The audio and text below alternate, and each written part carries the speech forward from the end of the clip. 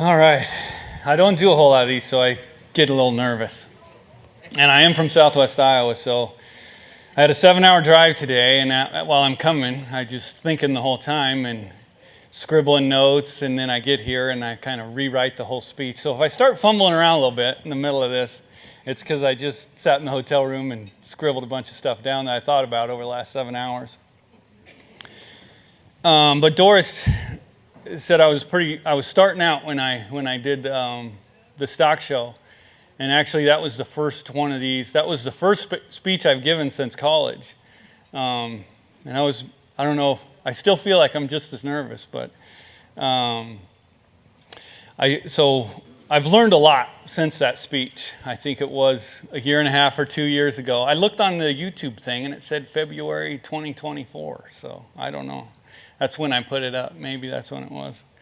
But I'm going to talk about kind of go back over what I talked about at the stock show, and then talk about what I've learned since then. And I've learned a lot since that time. But what I talked about was how climate change is a hoax and a fraud. I said it was a lie agreed upon. That was the basis of my whole talk. And who's agreed to the lie is all of corporate agriculture. They've agreed to the lie that that agriculture is destroying the climate. I talked about when I was growing up, the United Nations had predicted that the world would be unrecognizable by the year 1999, and that entire countries would be wiped off the map. And I was lucky that I grew up on a farm and in a shop and trucks and tractors where the loudest voice of opposition to the climate change hoax was played, and that was Rush Limbaugh. And I talked about him and how I grew up with those two different messages of the world is going to be unrecognizable and this climate agenda is a hoax and it's created to control everything that you're doing. Eventually, they're going to want to control every aspect of what you do in your life. And I talked about how if I could get in a time machine and go back to my 15-year-old self in 1995, I'd be able to tell him that for the past 30 years, none of the climate predictions came true. It was all a lie. And he would probably tell me, and be relieved that it was over. And I would have to tell him that it's not over. They're still making the predictions, that the lie has been agreed upon. And I learned a lot. I talked about how much I've learned since then. Pretty quickly after that, was the first thing I learned when you guys brought out a number of your congresspeople staff to do a question and answer session, I guess. And one of the congresspeople, there was a gal who worked for Dusty Johnson, and she made a point to say at the very beginning that climate change is not a hoax, and it is very real, and it's something that demands our attention right now. And if you listen to podcasts, one thing that I always say is that knee-jerk reactions are usually the wrong reactions. And I felt like this was a pretty good example of that, because my knee-jerk reaction to her statement was that she was just dumb. But I was wrong about that. What I've learned is that my entire title and premise of that speech was wrong. The entire corporate agriculture industry has not agreed to the lie. They have invested in it. And when you invest in a lie, you hold on to it much tighter and longer than ever makes sense. And that's where we are. When I talk about corporate agriculture, I use that term a lot, or I'll say the agriculture industry, which also obviously includes you guys, but I don't mean the actual producers. When I talk about the industry, I talk about the people who make money off of you, the people that you're kind of forced to partner with, the corporations, the USDA, the politicians, those are the ones who have invested in the lie.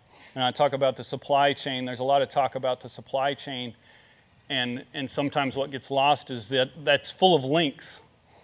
And you guys are the last link on the supply chain. If you're cow-calf guy, that you are the one raising, beginning the process, right? And so the main subject at the Black Hill Stock Show that I talked about was the Partnership for Climate Smart Commodities, and how I talked about how the USDA, what that is the USDA program, $3 billion USDA program to cover all commodities and teach you how to measure, monitor, report, and verify. The whole system was created to create a verification system for your greenhouse gas emissions and how you can reduce them. And they want to measure, monitor, report, and verify those reductions. And I talked about how that was created to control you. But what I've learned since then is that it's much more than it was created to do much more than control you and control every aspect of your operation. That was the idea 30 years ago with Rush Limbaugh, but I don't know how much, he's dead now. I don't know how much into the carbon market he actually got. But the measure, monitor, report, and verify is part of the carbon market that is being set up.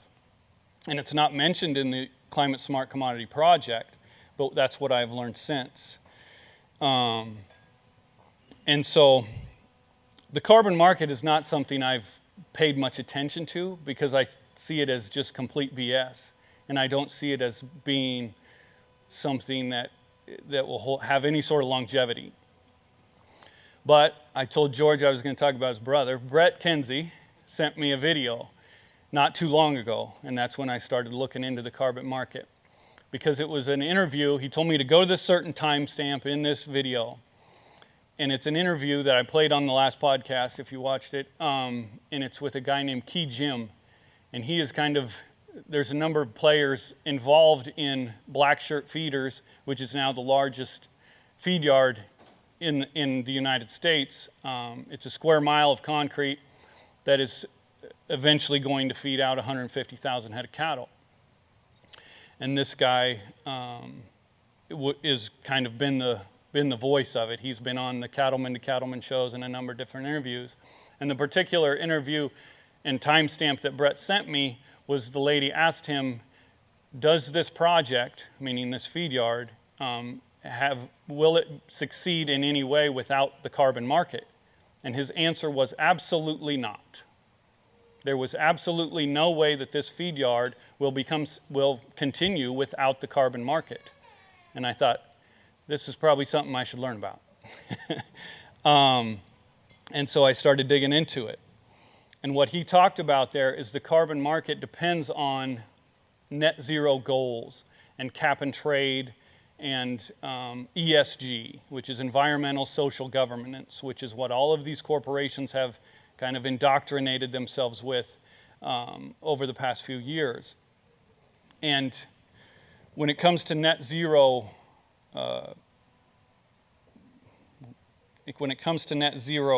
commitments, you guys have, I'm not sure if you remember, but you guys have all been committed to your climate neutrality. A few years ago, the National Cattlemen's Beef Association committed the entire industry to climate neutrality by 2040. And what that means is you have to reduce your emissions, just as like if you have a certain amount of emissions that you create, you have to reduce your emissions that exact same amount. And that is where cap and trade comes in. Cap and trade's talked a lot about, but it's not really explained very often. Cap and trade is when countries or businesses or even states, California has their own cap and trade program, they put a cap on emissions. But the trade is that you can buy carbon offsets, and that's what Key Jim is talking about. They would sell carbon offsets from their manure, which I'll get into in a second. But you can buy carbon offsets to reduce your emissions and get down to below that cap. That's how you get to net zero, is you buy carbon offsets, and that is what the carbon market is based on. And so what all of this whole thing has kind of taught me is that when John Kerry got invited to the USDA, and he gets out in front and says, agriculture is the largest contributor of greenhouse gases in the world. 30% of all greenhouse gases come from agriculture. And you hear nothing from the corporate ag industry. There's no pushback because back in their boardrooms, they're saying, heck yes, we are. Because if you are the largest polluter, then the entire value of the carbon market comes from reducing your emissions. If you create the most emissions, you have the most potential value. Key Gym's operation is, the reason they're on a square mile of concrete is because they take all of the manure, they put it into a biodigester, which creates natural gas from the methane. He talks about on the podcast that they call it RNG, which is renewable natural gas. He says that the price of renewable natural gas is 10 times the amount of regular natural gas. And the reason that is because of the carbon market, and it's a reduction of emissions. So they're taking that methane out of the air and they're creating natural gas with it. And that creates a carbon offset, that creates the value. The first outfit that got into the climate smart beef was Tyson Foods. And they created a line of beef that was brazen beef, they called it.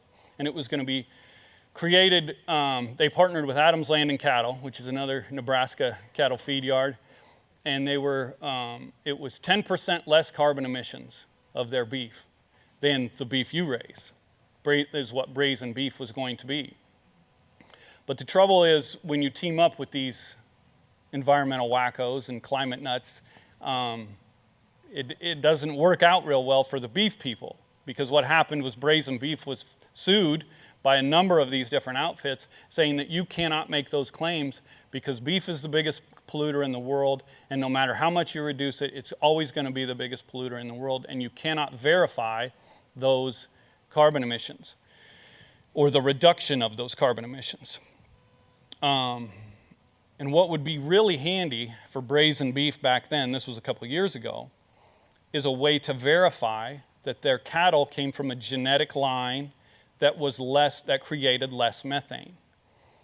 If you've been following me at all, you've heard that the American Angus Association has taken a $4.5 million grant from the Bezos Earth Fund to create a genetic EPD that is a reduction of methane, an animal that will produce less methane. And they are doing this so that they can verify your reduction of your greenhouse gas emissions. It is for the carbon market.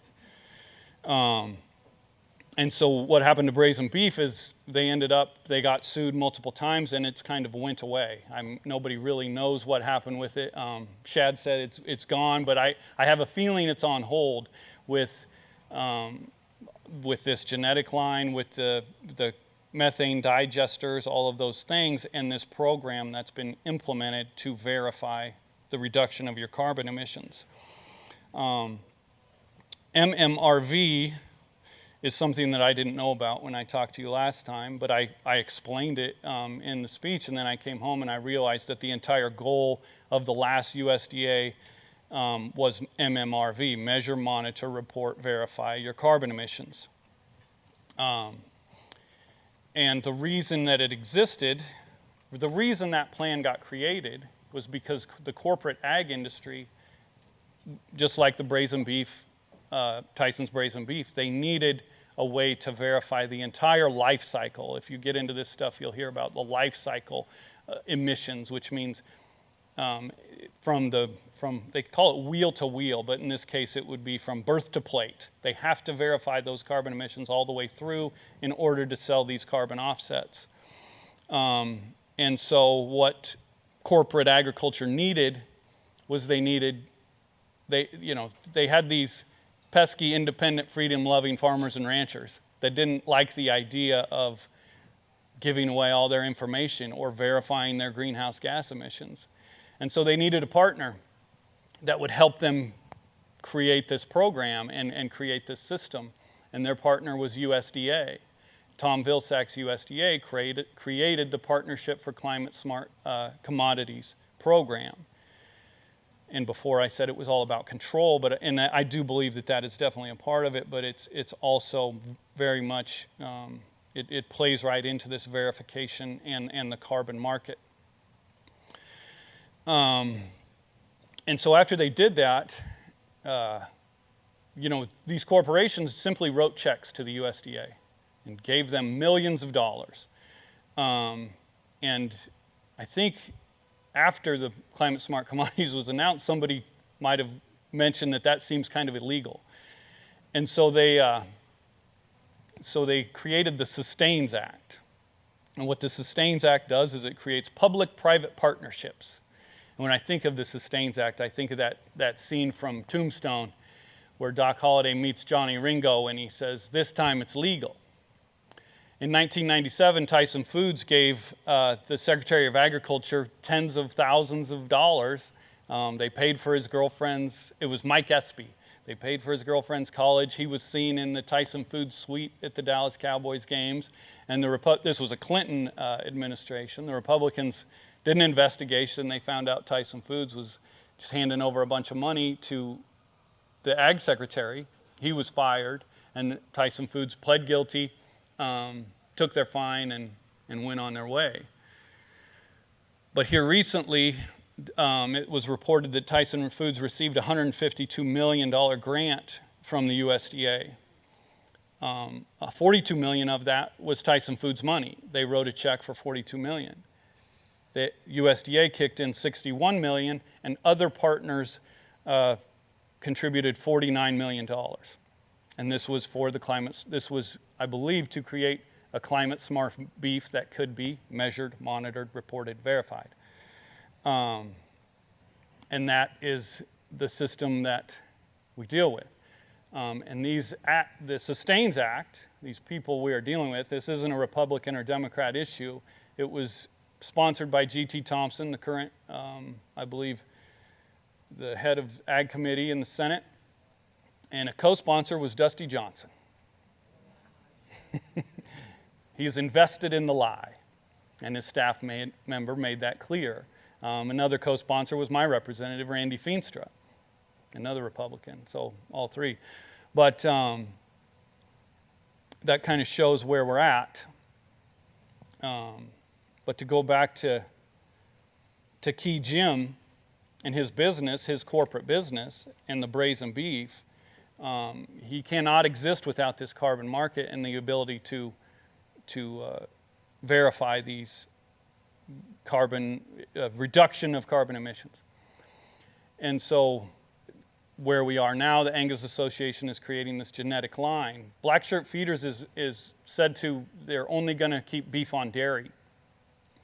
And if you're not familiar, beef on dairy is AIing, on the cover of Drover's Magazine, I wish I'd have brought it, but they called it a closed loop. It was said closing the loop, and that's how they described Black Shirt Feeders.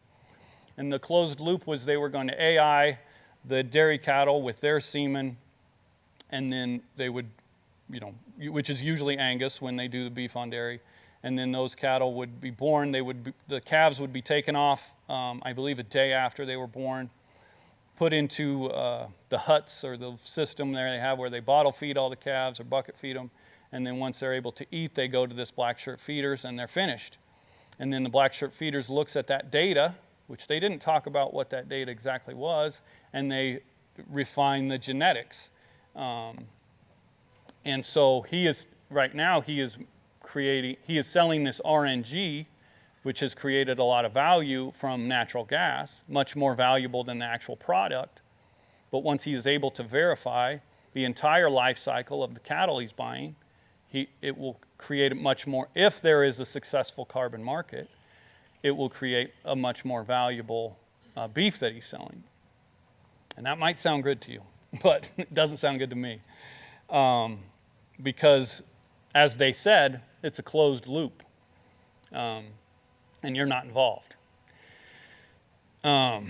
And that's where we are now. But where we are now compared to where we were when I was at the Black Hill Stock Show looks a lot different.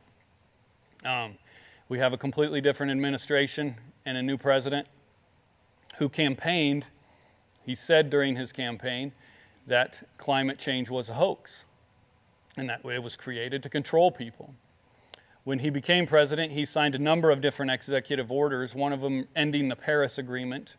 The Paris Agreement is kind of set up to create these carbon markets. In Europe, they call it the ETS, which is your emission trading system. And the entire EU has a cap and trade system. And the Paris Agreement is kind of where they create all of this system. And he has removed us from that as soon as we can. He's also signed an executive order that will ban states from having a cap and trade system. California and I believe Washington have their own cap and trade system where industries, specific industries they have a cap and they have to buy the offsets to reduce their emissions. That's what goes into this market. But that was at the beginning of the administration, and here we are a few months in. And we also have a new Secretary of Agriculture, and she announced that she was putting an end to the Partnership with Climate Smart Commodity Program. She changed the name. She called it was part of the Green New Scam, was her name for it. And she changed the name to Advancing Markets for Producers, which at the first I thought, well, that seems all right. But then as I'm learning more about a brand new market that is trying to be advanced, I'm not so sure I like that name. They also said that all of the climate stuff on the USDA website would be removed. While I was getting ready to come up here, I type in Climate Smart Commodity Project into Google, and what comes up is their legacy site. It was the Climate Smart Commodity legacy site, and it's right there on USDA, and it promotes the program, talks about how they're saving the climate with this program, and how you can get signed up and the good that they're doing.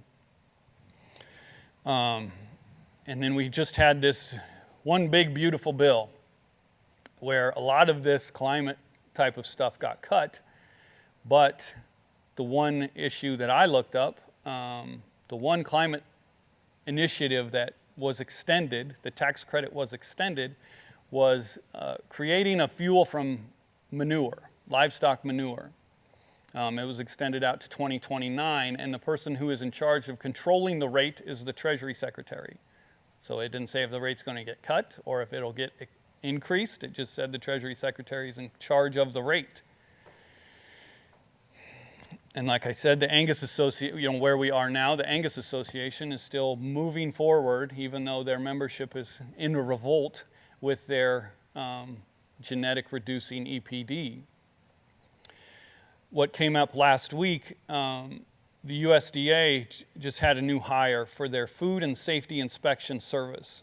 Brooke Rollins announced this new hire. His name is Justin Ransom. And his last job was he was the Senior Director of Sustainability and Food Strategy at Tyson Foods. He happened to be the same person who was in charge of the rollout of brazen beef, the Climate Smart beef line. He is now a director in our USDA. He is straight out of the Biden administration. He is a perfect Tom Vilsack hire. And that's where we are. These people are not giving up.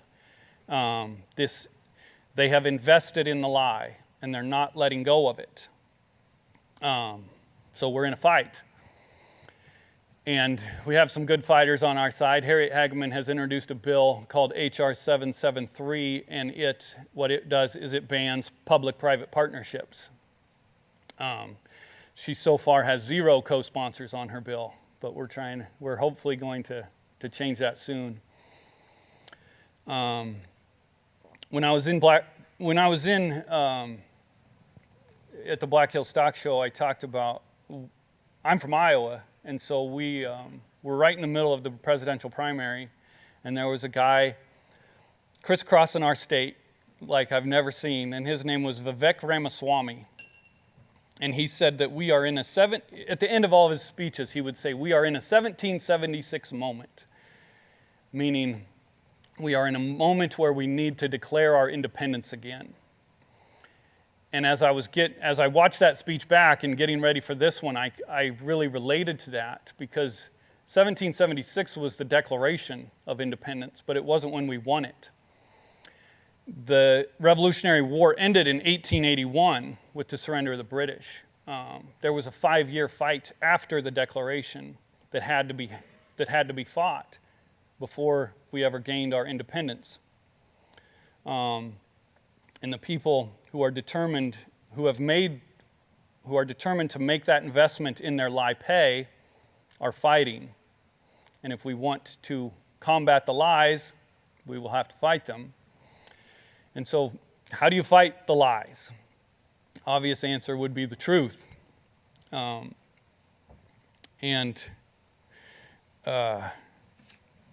obvious, there's this quote out there. I like to deal with quotes, and the one you always think of when you think about the truth is that it will set you free.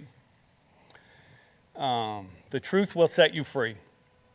And it's so overused that I didn't really want to use it, and it's so overused that I couldn't even remember where it came from, which I'm sure disappoints my mother, but like the rest of the heathens, I turned to Google for the answer. And Google sent me to where I should be looking for answers.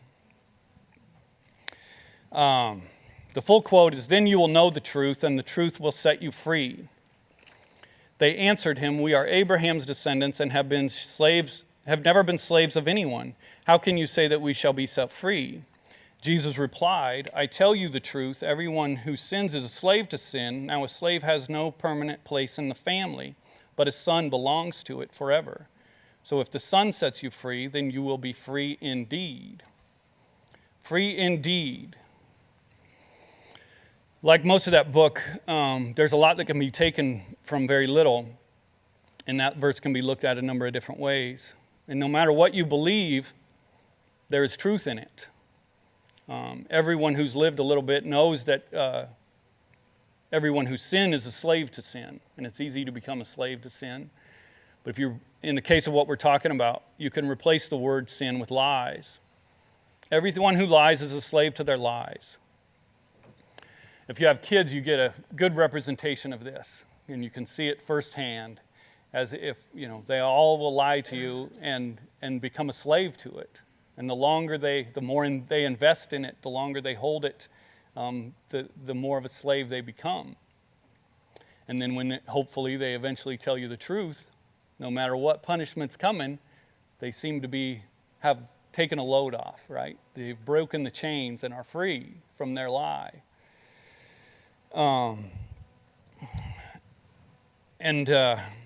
The slaves who wear the strongest and heaviest chains when it comes to lies are those who have invested in it. And that is your agriculture industry. Another thing I've learned over the past couple of years is that I've learned from South Dakota is how to fight for the truth. There was a guy who was speaking in the South Dakota legislature named Marty Overweg. And he said, "What I like farming is there's truth in it." And that's a quote I've never forgot. I forgot who did it, and I actually sent Amanda Radke a message a while back because she was so involved in this fight, and I figured she remembered, and she sent me the video. And he talks about the hard truths that are involved in farming. Sometimes our appreciation for agriculture is hard to put into words, but I feel like that's a good statement, and it really stuck with me because there is truth in farming. Planting a seed and watching it grow, raising animals, watching them grow, creating food. There is truth in that. But at the end of my speech last time, I talked about legacy. And I said we had a choice in the kind of legacy we leave. We could be leaving a legacy of EID tags, windmills, solar farms, carbon pipelines. But But what I've learned since then is that it's much worse than that. If we invest in this lie, we will leave the future generations enslaved to it. That will be our legacy. But if you invest in the truth, that is agriculture, we will leave a legacy of freedom and ensure that future generations will be free. Free indeed. Thank you.